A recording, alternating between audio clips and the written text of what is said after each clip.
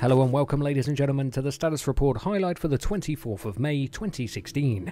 And it's that time of month again where Brian, Peter and Victor give us some info on the current state of 6.0 on Experimental Branch, as well as a bit of extra info on upcoming work. As many of you already know, the team has been hard at work on several major blocking bugs for 6.0 Experimental Build, specifically with the login process of players to a server. We're all just as equally frustrated by this as the rest of you, but let's focus on what is new since our last status report. Error messages when picking up any item with attachments that has been placed on the ground and then moved to inventory has been fixed. Player item loss when logging off while holding a backpack is fixed.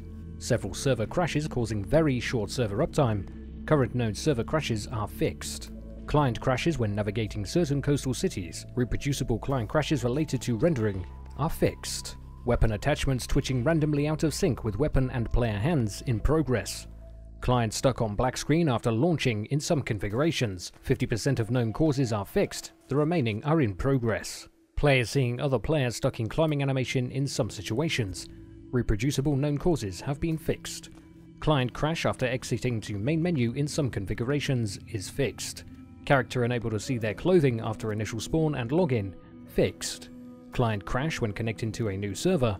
Current known causes of this issue are fixed. Roads visible through some objects, fixed. Characters prevented from logging in once connected, fixed pending testing. Now, be careful not to get too excited. We still need to push the latest test build to experimental to see what issues are still present, and discover any new issues. However, in addition to the bug fixes listed above, we also made changes in the areas of configured new buildings for loot spawning, tweaks to percentage chance for random items in civilian inventory has been modified. Dynamic event weapons have been temporarily moved to spawn in all applicable military structures. Randomized loot on infected, likely to end up in 6.1. Modifications to jamming functionality, we've dialed this down dramatically pending functional changes for future builds to allow us to attain desired behavior. Beyond this, the engine programming team have been working on some outstanding new things for post 6.0, in way of shadows from dynamic lights, as seen in the picture on screen now, and replacement of legacy particle system, smoke, debris, blood, freezing breath, fires, etc. Lastly, for this status report from Brian, we should be ready to push new experimental builds soon, and he'd like to take the time to thank over 196,000 unique players who have contributed to testing of the experimental branch build 6.0. Without all of our help, this would undoubtedly be a much longer and less enjoyable experience. Hats off to you all. 0.60 milestone goals are new renderer implementation implemented and bug fixing underway. Randomized attachments and items random implemented. New reload mechanics implemented and modification underway. 60 player per instance implemented and pending final call on server performance. So hopefully, if all goes well server side performance, we should be seeing some 60 player servers coming soon. There was a buzz in the community about dead bodies and how long they should stay on a server. Coincidentally, we were dealing with the design on dead bodies a few days ago. So Peter has taken the opportunity to write down a short summary of what they have settled on and what will hopefully be implemented to enrich player experiences, as death is an inseparable part of DayZ. First off, Peter wants to emphasize that the current 10 minutes timer for survivors after which their dead bodies are removed from the server is temporary, and it's set like that because of two reasons: avoiding unnecessary burden of server performance and making metagaming of getting your loot back a bit more inconvenient. In an ideal world where dead bodies don't drain server performance, they should remain at their position until server restart. To achieve this, a dead body can't simply be switched to a static object, since it was positioned by ragdoll, so it will look very unnatural. Not to mention that survivors can have countless combinations of gear and equipment attached to them, so it's nearly impossible to prepare corresponding objects beforehand, or bake them on demand. Server performance will be stressed to a minimum, once we'll be able to turn off all unnecessary components like physics, AI and others after death. So it will allow us to stretch the lifetime of dead bodies to the maximum reasonable value. Later, the central loot economy will help us fight the metagaming Peter mentioned at the beginning, by removing items when they reach the end of their lifetime, which can be changed on demand.